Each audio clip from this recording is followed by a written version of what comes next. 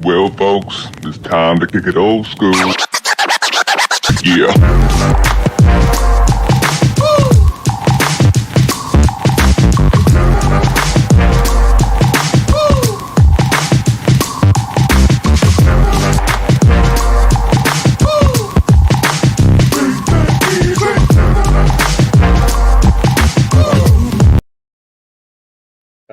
I love the handshake. I know, pretty dope. Raj, how are you doing tonight, sir? Not that I care, but I'm sure somebody out there. I was wondering why you asked. I know you don't care. I'm doing fantastically splendid on this beautiful Tuesday evening. Herb, how are you doing? Man, I'm good. Well, you see, I'm at On the beach, vacation. Raj. I took the whole travel budget for the show. I sent myself to the beach. Time out. Travel budget? Oh, see, if you attended more of the meetings, you would know about the travel budget. Who's in the never meeting? show up to any staff Who's in the meetings. meeting? Basically just me. Okay. But if you were ever around when I was around, then you would know how the money gets spent. So, Gotcha. Yes. Gotcha. Yeah. Okay. Just be glad that I found a shirt to wear for the show tonight, because this could get very ugly otherwise. So let's say hello. Of course, Jay Bake had to jump in early. Jay Bake was in here a while. Going out, Cat. He beat Cat. Yeah. Yep. Cat. Lady Alpha. The Alpha Pools, are in the building. Thank you for joining us. Roll Tide to everybody. And I think that is it, sir. Big Mike, and for especially for you wrestling fans, Big Mike is actually on kicking out at 2 tonight. So we hope that you'll split the difference between the two of us. But if you got to go support Big Mike, we totally understand. That's our and Raj, I think I'm going to go say hello to them real quick. Okay. And then we're interested. So, of course, continuing the summer series, South Carolina on tonight. Looking forward to this one. You know, not one that you would have expected in past years, but then all of a sudden with the tough game last year and then coming into this year, one of our toughest trips, man, I'm looking forward tonight. So, definitely. This is a game we've had circled on the calendar. Yes. So, Raj, our guest tonight, all three coaches, Beamer, Staley, and the one you might not know, Paul Maneri, the baseball coach. They all have to check in with him at the end of the year, and he decides if they're getting their contracts renewed or not for the next year. Oh, wow. Okay. Yeah. Yes. He has a better 40 time than LaNorris Sellers, and he also helps him work out with his throwing motion. Wait, what was LaNorris Sellers' time then? If this is better, I've been asked not to disclose it. Because we don't, we don't want to embarrass the young man. But yes, this man has I've actually seen the film, Raj. They raced 3 times. He ran all 3 times. 40 times, much better. Fair enough. Nope. Okay. And Raj, this one you're not going to like. If South Carolina beats Alabama this year at South Carolina, he's the man that gets to lead the fans into rushing the field. So, okay. I'm not happy about that one, but I do have to meet Raj. So, staff writer for Gamecock Central, Raj, with On3 Sports. He's also on 1075. Did that sound sense? The game every day from 9 to 10 a.m. Okay. Jack Veltri, sir, how are you doing tonight? Appreciate you guys hyping me up there with the 40 times and stuff. Look, I haven't ran a 40 in forever, but I'm sure I could keep it close for a second with LaNorris. Jack, if you had to run at 40 right now, what do you think your time would be? I'm not slow. I'm still young enough to where I could probably run a decent 40, but we're talking a 5, maybe a 6. No, that's along fine. the lines of what an offensive lineman probably runs. That's fine. Yes. That's perfectly fine. Eventually, one day, her and I are going to do a 40. When we get together again, we're going to get together and run a 40 and put it on social media. So I'm going to need to see that video. I'm going to need to see it in 4K. So it won't be you versus Sellers. I don't think it'll be anything good as that. With my knee right now, my 40 time might be 5 minutes. So I'm going to have to get in shape before we get anywhere near that. So, no, man, we appreciate you being on here for sure. Like we were telling you before we got on here, this kind of rounds out the last of the teams that we were really trying to solidify. So, of course, what we say, we got Auburn, Vanderbilt, and Florida State coming up as well to end the series. But South Carolina was kind of a hot ticket for us. So we appreciate you jumping on with us. Yeah, no, appreciate you guys thinking of me and having me on. And there's lots to talk about with this team just because they are coming off the year that they are. And obviously I remember the game last year in Tuscaloosa being pretty close. So it was a nail biter. Yeah, that game was it was an 11 a.m. kick out there Central Time. And it's one of those where South Carolina just was not playing well at the time. And even me, I'm like, all right, South Carolina's probably getting blown out in this game. I think that's what I had for weekly predictions that week. It was like, all right, they're going to get beat pretty bad. But now, man, they gave a real good game. And, looking really forward to the rematch here in late October. Yeah. And Big Mike has just checked in. And this is who I was at that game with. And that one was it's almost like, we talk about your defensive front. And I think y'all got to Milroe early in that game and just made it very, very uncomfortable.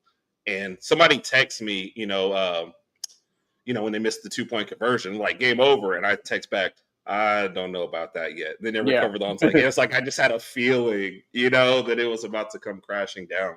But were you at that game? Because I don't think yeah, so I did. I traveled to all the road games last year for Carolina for work, in the press box and stuff. And yeah, I just remember that one kind of being like, I think if memory serves right, I think Alabama got off to a pretty quick start in that game. But like once halftime kind of approached, I mean, once Milroe had that fumble near the end zone, it's kind of like, all right, like this game's kind of going to be close. And it really was the rest of the way. And Carolina was leading at one point. And of course, I think the moment that probably changed the game for sure was that missed field goal from like 50 yards out by Carolina. But really close game and super entertaining, honestly. And I think that's the one that was their last loss, I believe, until the bowl game. So it really did set the wheels in motion for the season that they did end up having. Let me just say, as somebody that was there, that game was not entertaining. I hated every moment of it. That is not at all. That reminds me of the game when we were at Herb and I went to Austin when we played Texas. Was it 2 years ago? I think it was Bryce's last year, and we were at that game. It was not entertaining at all. It was ridiculously hot out there. And keep in mind, since we're visitors, we're sitting way at the top near the top next to the sun, basically. That's a noon game too. So it was an early game, and I'm looking at Herb like, I just want this to be over with at this point. I just want to get out of here. It's crispy out here, but hey, it is football, so it is what it is.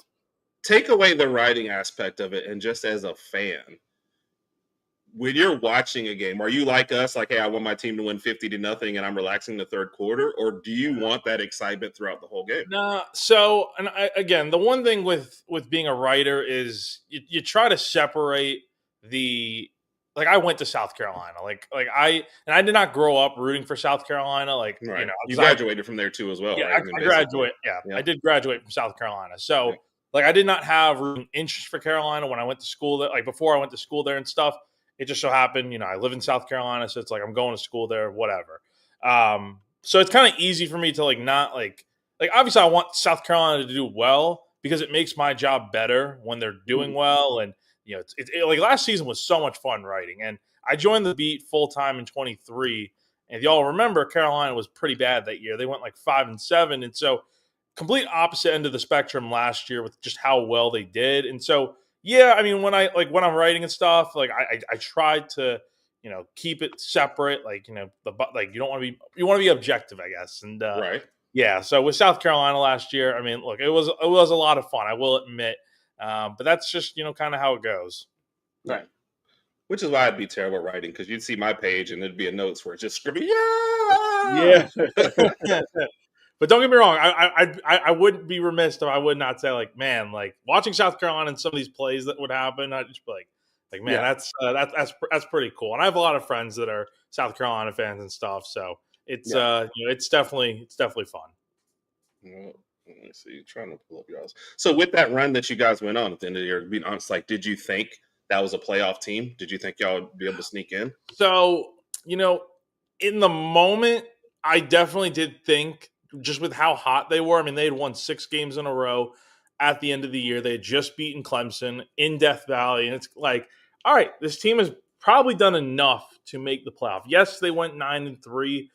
I think had they not lost to LSU and Ole Miss. The LSU game was tough, man. Yeah. I'm sorry. I meant to say, LSU, that's a game that South Carolina should not have lost. I mean, you take away the penalties and stuff. Yeah, but they also had a 17-0 lead in that game, which I think everyone seems to forget when they want to just blame the refs in that one. But I think the 2 losses, the loss to Alabama and the loss to Ole Miss, I think having those two losses and those two teams being right ahead of you in the college football playoff rankings, I think that really did set South Carolina back in terms of being able to leapfrog them, which was virtually impossible just based on the fact that they did not have the head-to-head. So, yes, I thought South Carolina was a playoff team. Right. But now when you really think about it more, it's like they really just didn't have much of a path to leapfrog these teams. And who knows even if they didn't have a loss to one of those two teams, are they getting in over teams like Miami and SMU? Right. And I mean, you really just have to think about it that way. 10 wins should get you in, but it's it kind of set the standard that like, hey, you got to beat the teams that you play. So that's kind of the thorn South Carolina had last year. With that being said, and I kind of wanted to give my opinion on Alabama. I thought Alabama would have done. Had Carolina made it into the playoff last year, how deep do you think they would have gotten? Let's see. So I know it would have depended on like who they're going to play and all that. Opponents, I would based have on how they're playing in the regular season. I would have imagined they probably would have played like Notre Dame or something, and I don't think South Carolina had a lot of momentum going at that time. Like I said. Right. 6 wins in a row. They just came off the win over Clemson. I think they would have given Notre Dame, if that's who they would have played, imagine as like an 11th seed, like a pretty good game. It's just I agree with that.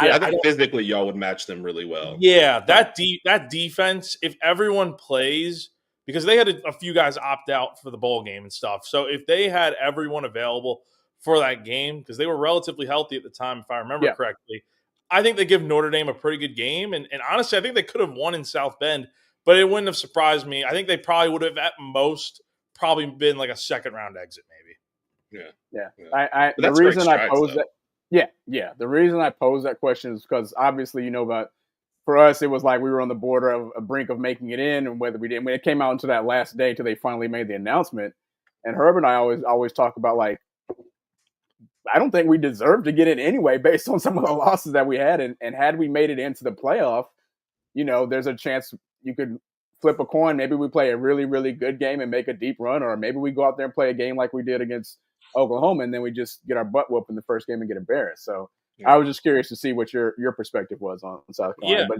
pretty much the same as ours, And I honestly thought, coming into that selection day, I was like, all right, Alabama's getting into the playoff. Like, I don't know how. I don't think they deserve it because they lost by 24 to Oklahoma, a team that South Carolina demolished in Norman too. It's just I thought, the committee has definitely done Alabama right over the last few years, putting them into the playoff. And it's worked out in some cases, even when maybe they shouldn't have been in. And I thought last year was going to be another case, but I think they did get it right when it came down to putting SMU in there, even though SMU just really didn't stand much of a chance going up against Penn State. Yeah. And it's kind of like Raj and I said, we've always said it, like, look, you had a chance to get in, especially if you're Alabama. Win the Oklahoma game. Of course, we were at that game and up close and watching that madness. We're like, we can't advocate for you anymore when it goes like that. You know what I mean? We're going to play like this, then we don't need to be in a playoff. Absolutely. So let's say hi to a couple people in there. There's our Georgia Bulldog fan. What's up, Evening, Randy? Randy's always working 24/7. Thank you for joining us, sir. And I see him kind of splitting time too as well, trying to support Mike as well. So Mike co-hosting tonight on Kicking Out at 2 at the same time. So we love Mike. Want to show him some love. And what's up, Zach, man? Hope you're having a good night too as well. And Jaybee, behave, man. Come on. Be nice to the guests. Be nice to the guests. All right.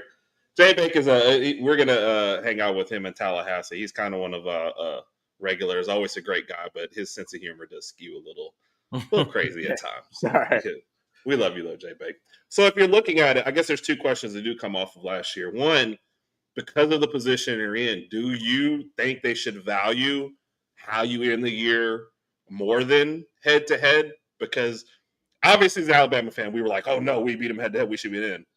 But the two teams were not playing the same at the end of the year. You know what I mean? So what do you think?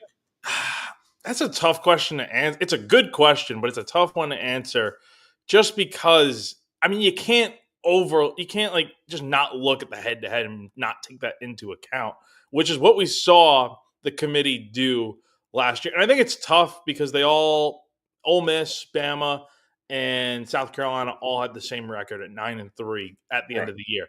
If one of those teams were 10-2, it's not even a question. It's not even a debate. I think if South Carolina's 2 losses were to Ole Miss and Alabama, but they beat LSU and they're 10-2, you're putting them in over those 2 teams. Absolutely. Even if they don't get into the playoff, it's easier for South Carolina. I talked about leapfrogging earlier.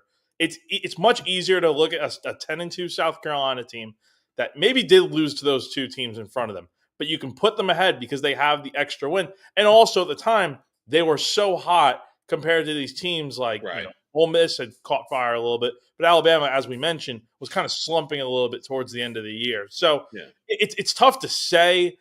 I think you do need to value strength of schedule, though. Do not get me wrong. The wins you have, it kind of felt like almost honestly from a South Carolina perspective, it did feel I can imagine it probably felt like a slap in the face when you just beat the number 12 team in the country in Clemson on the road, their place, a team that got into the playoff because they won the ACC, and it's like you only moved up 1 spot in the rankings. I think that's what really got me is not the fact that they were left out of the playoff completely, but the fact they only moved up 1 spot. And I know it's tough the closer you get to the top of the polls and stuff, but I mean, I just think having an extra win really would have kind of ended this discussion in a way, but you have to be able to value the fact that South Carolina did not have the head-to-head over these 2 teams in front of them. Yeah. No, I agree. And it is a tough spot, but we're in the same boat. We were like, get to 10-2, you're fine. And you kind of erase all these questions. Yeah. So I get it totally. Well, SEC Media Days are coming up, the 14th through the 17th. I was trying to read through yourself. I don't know if you're attending. I do see it's kind of more baseball heavy. You are? Okay. Sellers, Barrett, and DQ Smith, I love that name, by the way, are your representatives player-wise. What do you think about the choice? I guess Sellers was always going to be the obvious choice. So what do you think about the choices made there? And you want to give us a brief thing about the other 2?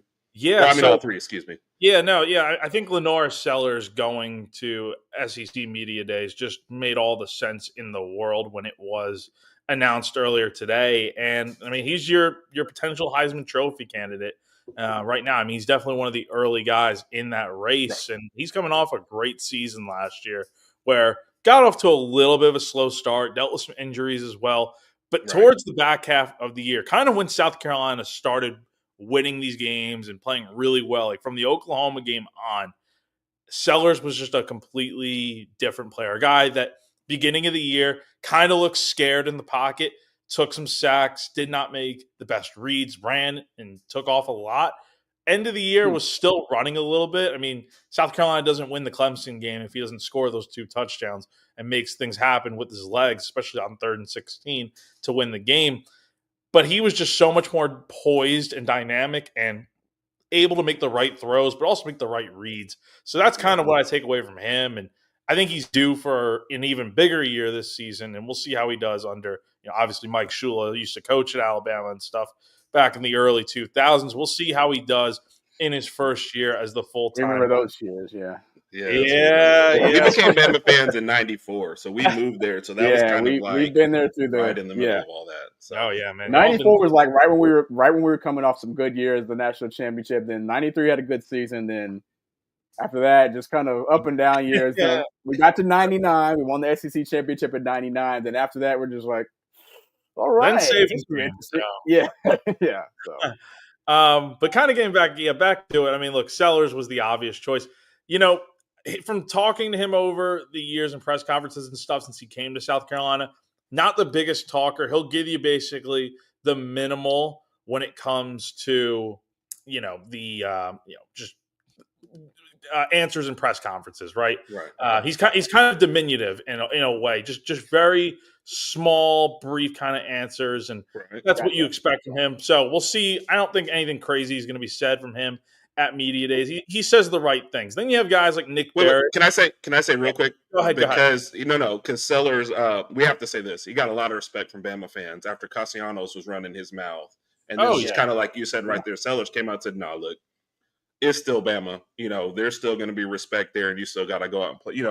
A lot of respect from Bama fans for what he said, and kind of exactly what you're saying. He's going to say the right thing in press conferences. Oh yeah, I mean the dude is very media trained. I mean the guy knows what to say and what not to say. And he's someone that has received a lot of buzz ever since the Clemson game.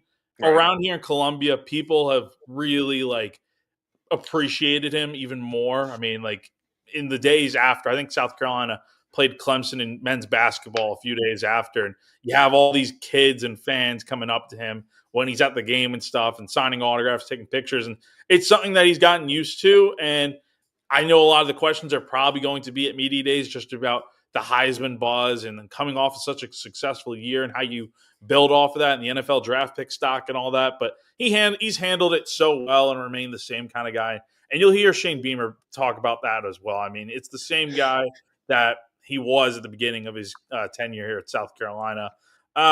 Jumping into the other two guys, obviously probably not as big of names as LaNorris, obviously, but Nick Barrett's an interesting one. That the thing with Shane and bringing guys to media days over the last few years is that he kind of tends to reward the older guys that have been with the program for a long time, and maybe they're not the most flashy names, but they're the guys that work hard. I think of a guy like Luke Doty last year who went to media days. He's a fifth-year guy. He's still with the program now in his sixth season.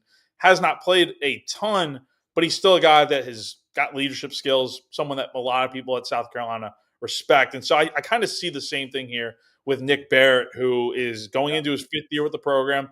Last year, had the red shirt just because I think South Carolina wanted to bring him back for this year, knowing they were going to lose so much on the defensive line. And he's someone that did appear in a lot of games, 25 during his sophomore and junior years, but I think is going to be a guy that is going to be a factor in the middle of that defensive line this year. And then you have DQ Smith, who has been a starter for the last 4 years. It feels like he's been with the Gamecocks forever now. He's going into his fourth season as a senior now at safety. And he doesn't have Nicky Minwari, his buddy. That is, they both, I think, went to rival high schools out in the Irmo, South Carolina area in Columbia. But, DQ, he's someone that has had some ups and downs, I think, throughout his career. I mean, some plays where, he just gets kind of burnt on, but others where it's like, hey, he's made some really good plays, and South Carolina's defense would not be the same if it weren't for him out there on the field. So I definitely like all three selections for what they bring. I mean, you have the star player that everyone's going to want to talk to. You have, obviously, just Nick Barrett, a guy that has been around the program for a long time. And then you have another underrated player like DQ Smith. So very good pick so far, and I like what these three guys are going to bring next Monday. Okay. Rod, you need to jump off real quick. Yeah. Jack, give me 1 second. I'll be right back. Got to go take care of something. You're good, man. You're good. Yeah. I think life with twins can get a little hectic. Twins. Twins. Yes, so it's tough. So, and I was kind of looking at obviously Sellers, like you said, is the big name going there, and just kind of his Heisman odds, seventh in a lot of places. I think it's kind of been between 7th and 8th in there. Do you feel like that's fair coming into this season? Is that about where you would place him, you think?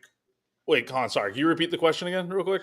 LaNorris Sellers, his Heisman odds coming into he's about 7th in the race right now, 7th in the odds, right around that spot. I think that's probably fair. And I think there are a lot of – look, this is such a quarterback-heavy award more times than not. You have the rare occasions where, Derrick Henry, Mark Ingram both won Heisman trophies as running backs at Alabama. So it's possible you have Travis Hunter last year. I think Ashton Genty probably should have won. But I think this is definitely a quarterback award. And you look at the quarterbacks that are in the sport this season. How could you not go with a quarterback? And LaNorris, I don't know if he's going to win it, but I wouldn't be surprised at all if he ends up in New York at the ceremony just because he is that type of player. And he's a dual threat out there. So we'll see. But he's going to keep South Carolina in a lot of games this year. And if South Carolina is having the season that most expect them to have, then it's very much possible he does get into that top 5 for Heisman voting. Right. And I agree with that. We said this the same when we've talked about Arch and Nuss the same ways. Look, you're a quarterback in the SEC. You're going to get plenty of chances to prove yourself. So it'll shake out as the season goes for sure. Say what's up to Xavier. Roll Tide. Good to see you, man. Xavier, you've got a couple of questions. Yep. What's up, Ephraim? Good to see you, man. Appreciate Ephraim, it. thank you. We've got 2 questions that were specifically for you. We'll go in reverse order for them. So, who is your pick for Heisman if you had to start off the season? Now, of course, preseason Heismans, we know where those go, but still a direct question for you. Yeah, honestly, I really do like Garrett Nussmeier. I think there's just something about him that I think he had a pretty good year at LSU last year. He's got some nice weapons there with the receiving corps out there in Baton Rouge. And look, LSU's got to have a better season this year. I mean, they were just not as good as I think people thought they would be last year. And I remember it was them playing South Carolina, and Nussmeier can definitely throw the ball around. So I think that would be my early pick right now. And I think Sellers is probably up there too, but I just think Nussmeier is probably the quarterback that I would give it to right now. Yeah. Are you buying sophomore? Right. Yeah. Yeah, that's another question I had, because I looked up some Sellers is a sophomore, but isn't he eligible for the draft? So he's a redshirt sophomore. He's a redshirt sophomore. So quick thing. So he came to South Carolina in 23. He sat behind Spencer Rattler, who started. He got into some games, but was able to qualify for the red shirt. And then 2024 was his first year as the starter, and now he'll be going to his second year as the starter. But he is draft eligible just because he's been with the program for 3 years. Right. Gotcha. Right. And I've seen a lot of where he's like a potential top 5 pick. So this kid he's got a lot on the line this year. Oh, yeah. Yeah. Jack, and I have one more question for you regarding the Heisman hype. Are you buying into the Arch Manning hype or whatever you want to call it? You pick nuts. You pick nuts. But apparently Arch is supposed to have like an all-world season in 2025. So what do you think about Arch Manning? I just haven't seen – I know he's a great talent. I know he's got a ton of potential. We obviously know the name and how big the Manning family is in football. But I need to see – like the fact that I see him so high on so many lists and stuff and the Heisman odds, it's like he's only started 3 games. And we're talking about him being better than LaNorris and Nussmeier and even guys outside the SEC, like Drew Aller's been around forever. I don't know if I really buy into it yet. I think he's a great player, but I think it's way too soon to talk Heisman. Even though if he can play to the potential that everyone has him at, he could easily win the Heisman for sure. But I don't know yet right now. Yeah. Okay. And here's another one for you. Player that we lost, Justin Ronquo, to the portal. Got great potential. How soon before he makes an impact for South Carolina? I think he's going to make an immediate impact. I think with South Carolina losing all 3 of its starting linebackers from 2024 with Debo Williams, Bam Martin, Scott, I think you definitely – and Demetrius Knight, you have to look at, okay, who's filling those shoes? I think J.R. Johnson, a freshman from last year, that a lot of the players, when you ask them kind of towards bowl season, all right, what's a freshman – or who's a guy that we need to keep an eye on for next year? The name that was most commonly brought up was Fred J.R. Johnson, who will now be a sophomore this year. But then you bring in a guy like Justin. I think he's someone that we've spoken to him a few times now. We saw him a little bit in spring practice. I think he's someone that has the potential to make a day one impact in this linebacker room just because they are having to replace 3 guys that made up a lot of snaps as veterans last year. Yeah. Raj, did you have a follow-up with that, or you want to go to Jay? No. I'm good. Okay. I'm good. Go with Jay. And also, what's up, Carol? Good to see you getting in here. He wants to know what defensive player are you most excited about. Dylan Stewart. I think that's probably the easy pick. I really am excited to see what. If you don't know anything about Dylan Stewart, sophomore, coming off a really nice freshman season, almost broke the freshman sack record for South Carolina, if I'm not mistaken. I mean, he was just an absolute menace out there on the field. You see it in the first game against Old Dominion, the way he's just able to get so low coming off the edge and blow by defensive tackles. It's stuff that was just honestly just insane to see. Now, he won't have Kyle Kennard on the other side as his mate over there on the edge, but he's someone that, even if he's getting double teamed, like I think he probably will be a lot of the time this year, he's still going to be able to get his own with his sacks and stuff. So that's the player that I think, not just me, but I think most people, when you talk about South Carolina, the 2 names that always come up from national people that you read and listen to, it's Sellers and then Dylan Stewart. Yeah. Okay. I like Jaybee's angle of the questions he's asking because he's asking questions that pertain to he wants Bama fans to know, hey, if you're not already aware, LaNorris Sellers and Dylan Stewart. But then his next question, which Herb hasn't posted yet, was also a good question. So we said, just so we're aware as Bama fans, we know who to look out for when we're playing. Yes. But and let's be honest, when we started this series, it helped us with getting to know the teams and getting to know the not that we can help it, we're not coaching, but it still helped familiarize with us and give us something else to talk about. So we'll say hello to a couple more people. Damon, what's up? Yes. How you doing? Damon, thank you for joining us. We appreciate you. And Toya, Toya had some great questions for us. Was that a Saturday night? Was that? So appreciate you coming in. And Jaybee is doing the recon. And so his next question for you. We should just invite him on and let him just do a one-on-one interview, and I can go grab you some food. Any freshmen you're expecting to break out? There's probably a few that, and again, this team's got a lot of new guys coming in, so it's tough for me to just narrow it down to one. I think, honestly, and this is probably not going to be a popular pick, and I don't even know if it really – I'm going to count it just because he did not play at all last year. I'm going to go from the special team standpoint of the kicker position for South Carolina, and I think this is the way it's going to end up, and I have a good reason why. So I'll explain in a second. Mason Love, who came into South Carolina last year, he was the backup punter who sat behind Kai Kroger, and Mason's from I think Illinois, no, not Illinois, somewhere out Midwest, I think Kansas or Missouri, but he's someone that is contending to potentially do double duty for South Carolina this year as both a punter and also a place kicker, which South Carolina, I referenced earlier the Alabama game, and the moment that game changed was when South Carolina missed, I think it was like a 50-yard field goal from the left hash. South Carolina had some really bad issues with kicking field goals last year. The LSU game, they missed a game-tying field goal to extend it to overtime. The Alabama game, they missed a pretty good kick.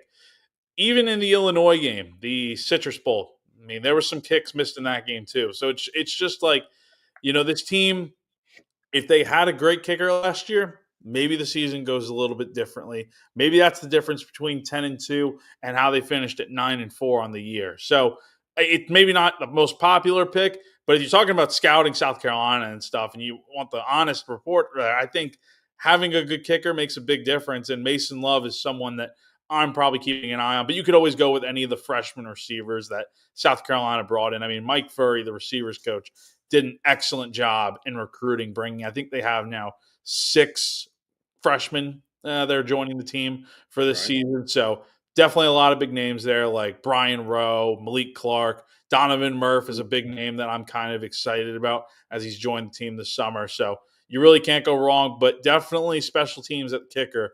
Mason Love in South Carolina, they got to be better at that, in that area this season. Right. No. Fair enough. I agree. Appreciate the questions. They're starting to come in, so we'll just keep rolling with those. Good point on Kennard being gone. Who will take the pressure off Stewart so he can replicate last year's performance? And follow-up question, can that guy not show up until after the Alabama game? If at all? I think one name that I'm thinking, and I honestly thought he was going to be at SEC Media Days for a second, just because he's been around the program, and Beamer likes to reward the older guys and stuff. Brian Thomas Jr., he is someone that if Kyle Kennard or Dylan Stewart were not at South Carolina last year, I would have said Brian Thomas is probably like that next best guy to start and potentially be an impact guy. And I think Brian probably gets lost in the shuffle a little bit because you had those two guys that had historic years last year. I mean, Kyle was – you want to talk about a gem picked up out of the portal that, he was good at Georgia Tech, but, I mean, he was a 6-sack guy that turned into about a sack and a half away from breaking Jadeveon Clowney's program record for sacks in a single season. So losing a guy like Kennard, it's a big loss. And so I think having someone that is able to potentially wreak havoc on the other side of the defensive line, I think Brian Thomas probably fits that mold pretty well, I would say. Maybe not to the same extent as what Kyle did. I mean, it's very hard to have a season like the one Kyle had. But in terms of alleviating and taking a little bit of the pressure off Dylan on that edge, I think Brian Thomas is a popular name to pick. Mm-hmm. Appreciate, like I said, everybody keep the questions coming in. Jack Veltri is here, staff writer for Gamecock Central with On3 Sports, is joining us to break down everything South Carolina.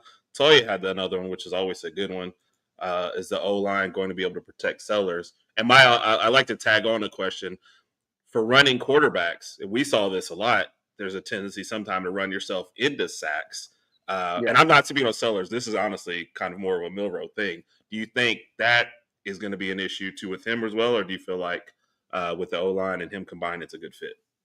Well, they're going to have to replace 3 of their offensive linemen from last season. They're losing the starting center and the 2 starting guards from last year. So you got to replace the interior. I think they're going to be able to do so. And look, this is an offensive line that 2 years ago was, quite frankly, pitiful. I mean, they gave up 40-plus sacks in a season. Last year, they got off to a little bit of a rough start, and I think part of that had to do with Sellers moving around in the pocket. And that's something that was a common theme throughout the year. Again, protection wasn't great last year, but as the season wore on, and again, a lot of themes during this 6-game winning streak that they went on to close out the regular season, the offensive line play improved significantly. I mean, there were games where this is an O-line that I think 2 years ago, the first game against North Carolina, gave up like 9 sacks to open the season in 2023. And then you look midway through last year, it's like they're giving up 0 sacks in back-to-back weeks. And it's like, hey, this is a group that when they are – and they were also just a cohesive group. It was the same starting 5 every single week. When they had so many injuries in 23 and a lot of shuffling every week on that. I mean, like I was writing a story before every game about 2 years ago when this offensive line had a new look every single week. There was a new starter in there or a different combination of guys. And we just didn't see that last year. It was the same 5, and I think that chemistry, that cohesiveness really played in their favor. So to answer the question, are they going to be able to protect Sellers?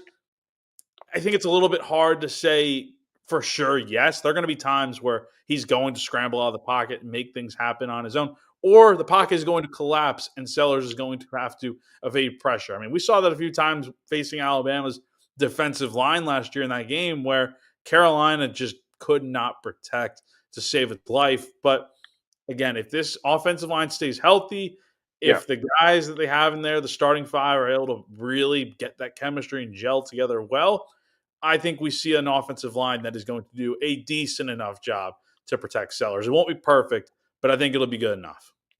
So based on what you just said regarding the O-line, do you see Sellers being able to develop more as a passer in the 2025 season, or do you still think he's going to have to run pretty much the same amount he did last year, or are you kind of in between, ambivalent about it? Or I think he's going to be better. I mean, I think there's this conception out there for some reason that he just can't throw the ball, which I think is completely false. I mean, you see the videos of him even at the Manning Passing Academy like 2 weeks ago, and he's throwing bombs out there. And we saw that a lot last year. I think the one thing that also gets lost in this whole equation here of why he may not be the best passer in the world is his receiving core was a kind of an issue last year because South Carolina didn't have a true number 1 receiver. I mean, you look at LSU and why Garrett Nussmeier is so successful and why I'm so high on him. He's got great receivers out there. South Carolina, and even Jalen Milrow, I know he didn't have the most amazing year last year, but he had like a guy like Ryan Williams. He's had other good receivers over the years. South Carolina just simply didn't have a true number 1 last year. It was really by committee, and you hear coaches talking about it being like that, and I think it's going to be different this year. I think they have guys that are going to be able to really step up, and I think it will be a little bit by committee again. But the one name that I think people are going to be keeping an eye on is probably Nick Harbor in his 3rd year with the program now. I don't know if you guys know, but he is a 2-sport athlete, did track during the offseason, came to South Carolina as a 2-sport athlete, did track during the winter and going into the spring. And it would cause him to miss spring practice in his first 2 years at Carolina. And so he wouldn't put on the shoulder pads again until they got to summer right before fall camp. But that changed this year when he decided to not only skip winter, but also skip the spring with track. And so I think that is huge for his development. He was able to go through spring practice with the program, a full normal offseason that a football player can have. And we know all about the speed and stuff from the video game. And I know that's the main talking point and stuff with the 99 speed. But he's someone that has shown flashes. And if he is able to, I've said this for a few years now, if he's able to really just put it all together, have a great year, we're talking about a guy that is going to not only just be a great weapon for Sellers, but we're talking about his stature and just what he's able to do with his speed and capabilities. We're talking about a potential NFL draft pick going into 2026. So we'll see what happens with him, but I think it really does start and end with him. And then you have a few other guys like Mazio Bennett, the freshman receivers, Jared Brown, Dre Jacobs, if he could stay healthy, guys like that I think are really going to help round out this room. And it'll be a lot better, I think, this year. Yeah. And I think running quarterbacks, they seem to vacillate between when to run and when to throw sometimes. But I think having a strong wide receiver core, like you said, or a guy to step up will definitely help in that area. Sorry, stuff is popping up on this old computer. James Clark, what's up? Roll Tide, good to see you. James, thank you for joining us. We appreciate you. Ephraim had posted this a couple of times because I was looking at it with his fumble tendency. So I looked. 7 interceptions last year, but also 11 fumbles. Does that concern you at all going into this year? Or you think that's something that he's holding on to a little bit better?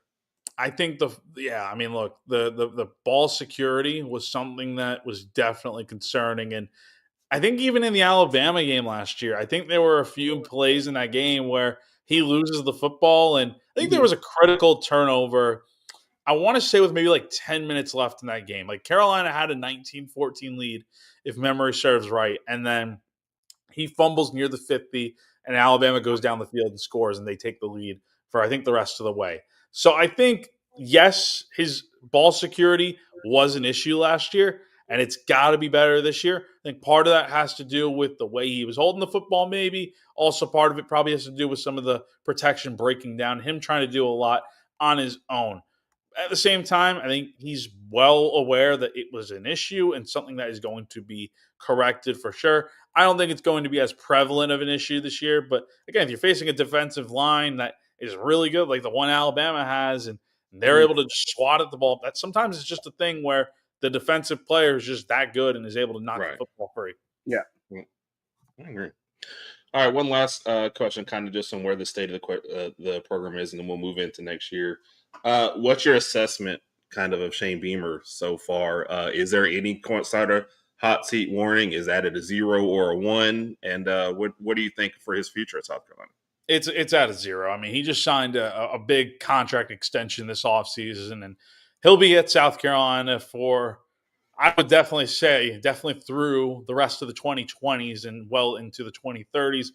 I think going into last season, I wouldn't say there was a hot seat, but it's like after a 5-7 season in year 3, when you were coming off an 8-5 year where you beat number 5 Tennessee and then number 8 Clemson in back-to-back weeks in 2022, it's like, all right, the expectations were high for 2023. You kind of failed. Now the 2024, if you have another season like that, the seat probably starts to warm up.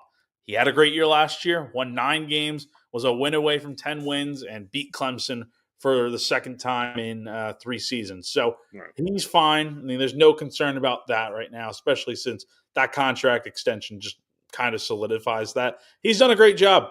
Recruiting-wise, I think he's really doing a nice job. You see some of the guys they are bringing in for 26. People like him. He's such a nice guy that you get to just hear him, and it's like who wouldn't want to play for him? He preaches on the family aspect of it. Now, I don't think that it should be the end-all, be-all, like the love, find some joy, all that stuff. You got to be doing, you got to have results on the field. But South Carolina's been able to do that. And you see the guys that they're sending to the NFL and stuff, and the guys that they're getting to the league. I think that's kind of enticing. And playing in front of, 80,000 people at Williams-Brice Stadium. Not sure if y'all are planning to get up to Columbia this season, but it's a loud atmosphere, and I think it's just the belief that the kids have in what he is going to do at South Carolina and stuff. The players, it's very high, and so he's done a great job, and we'll see what this year brings. But it's his 5th year already, and he's definitely done a nice job getting this program to where it used to be in a lot of respects. Agreed. I agree. All right, we're going to start looking at next year and the schedule. Excuse me. And You wrote an article about this, actually, the 4 games, I guess, the most important games to watch in the schedule. So kind of go through those and then maybe break down the rest of the schedule. You actually started with Virginia Tech, a Sunday game, even with Mizzou being, even with South Carolina being a 9.5-point favorite at the time you wrote the article. But you think this is still a pretty important game coming into this year? It's just one, again, yes, the South Carolina should win this game by maybe they should win this game, no problem, I think. I mean, I think Virginia Tech's just in a much different spot than South Carolina is right now. And you look at the preseason hype for Carolina, they should be nationally ranked. They obviously have a really good quarterback, something that not a lot of teams can say that they have is a solidified quarterback that is in the Heisman running to begin the year.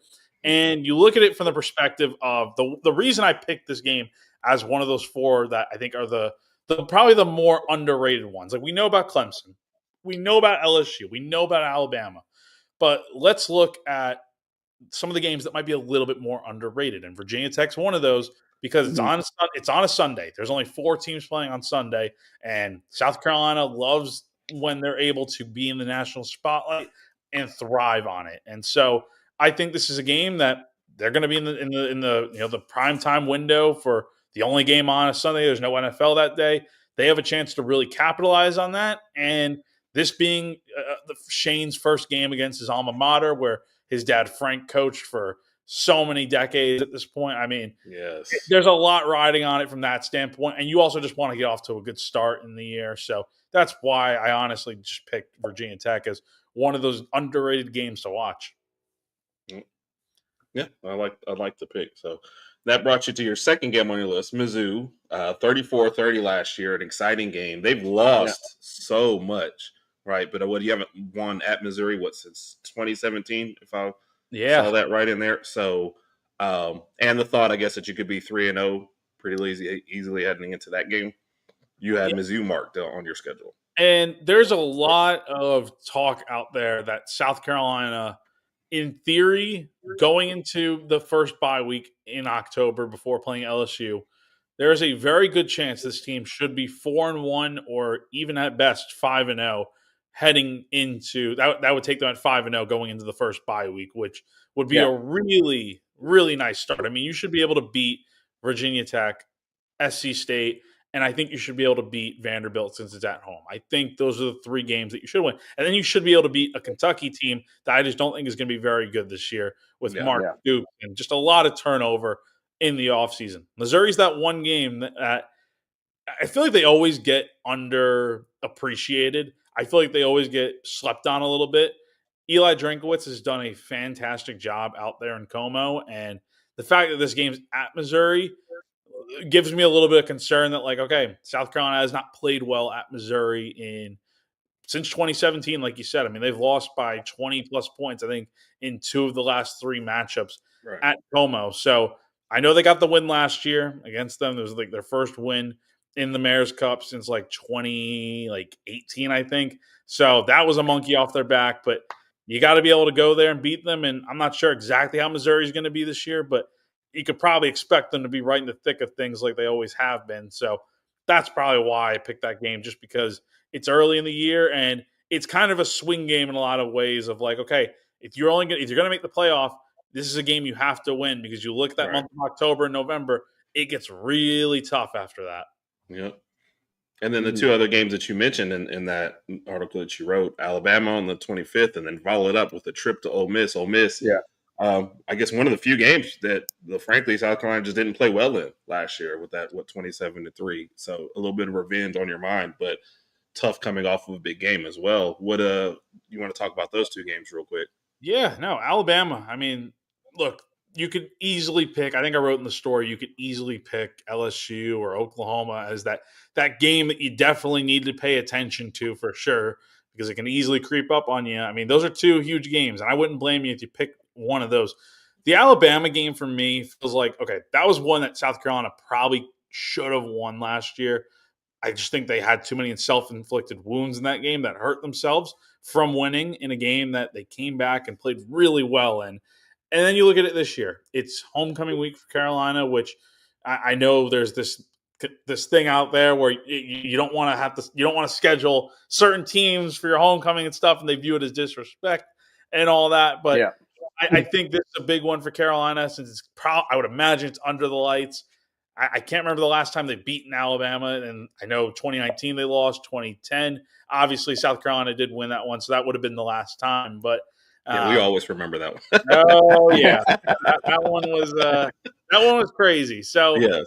I would say this is the game that South Carolina. Here's the thing with Carolina, they don't really play super well in October, but they're a great team in November.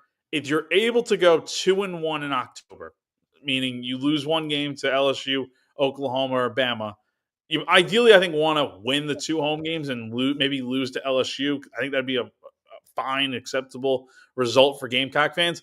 But that game against Alabama is the most important because it takes you into the month of November where you have 2 road games to start the month. And I think Coastal you should be able to beat. And I honestly think they could beat Clemson.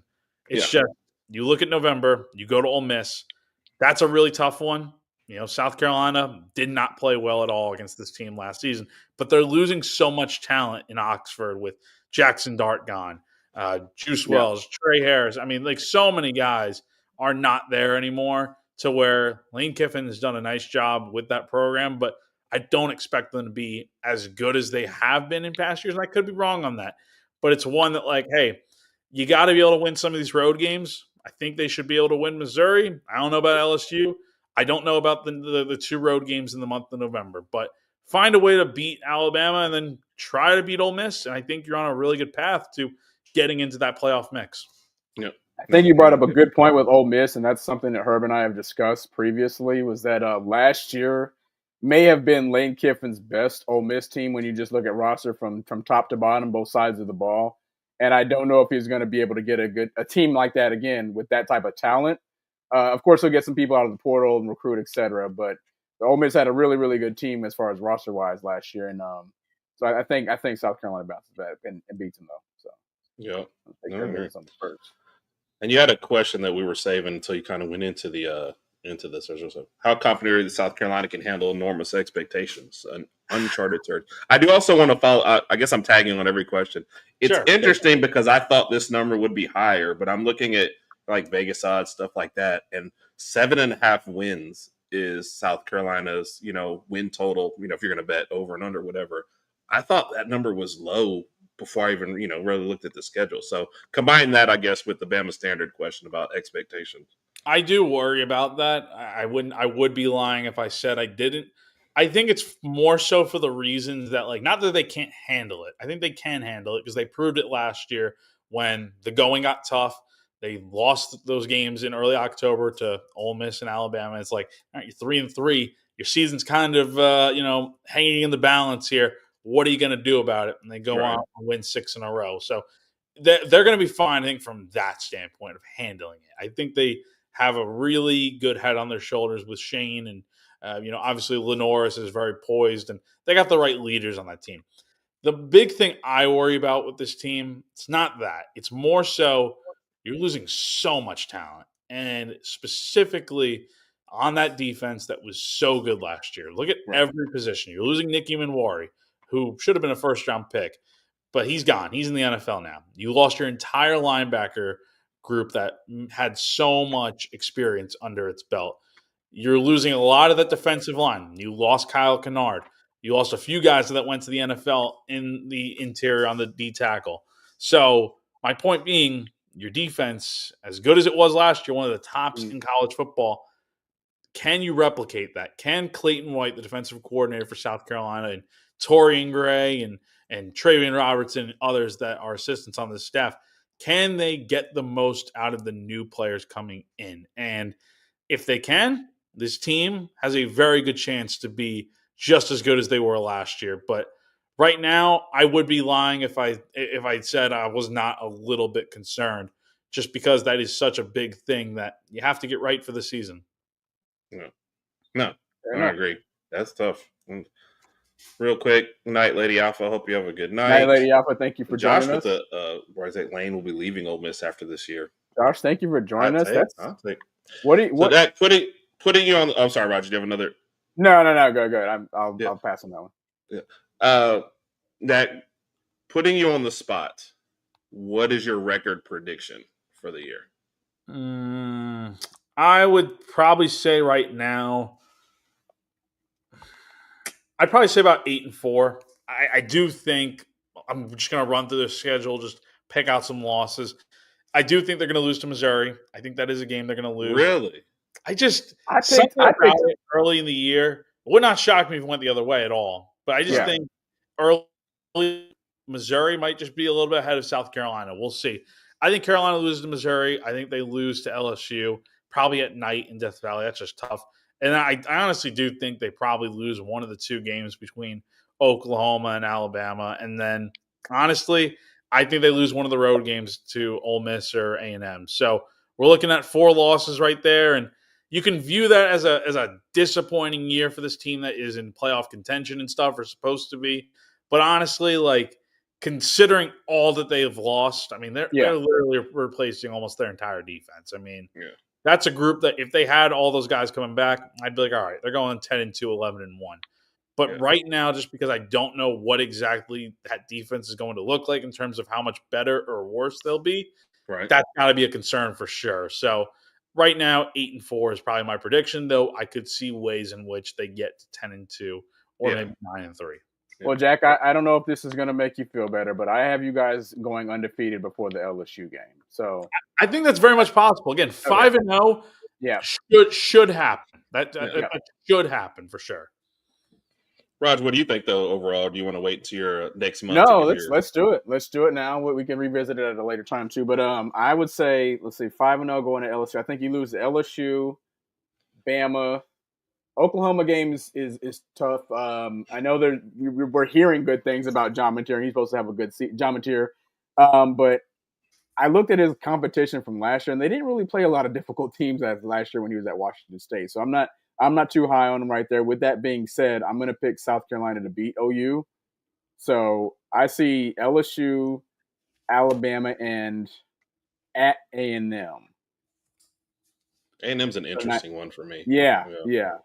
I feel your problem with the Oklahoma and Ole Miss games are because they're sandwiched around Alabama. And I feel like that's a get-up-for game where either one of those could be – or, you got a 2-game homestead with Oklahoma and Alabama, and then you go to Ole Miss. That's a tough one, too, in there. But I don't know. I would think 9-3.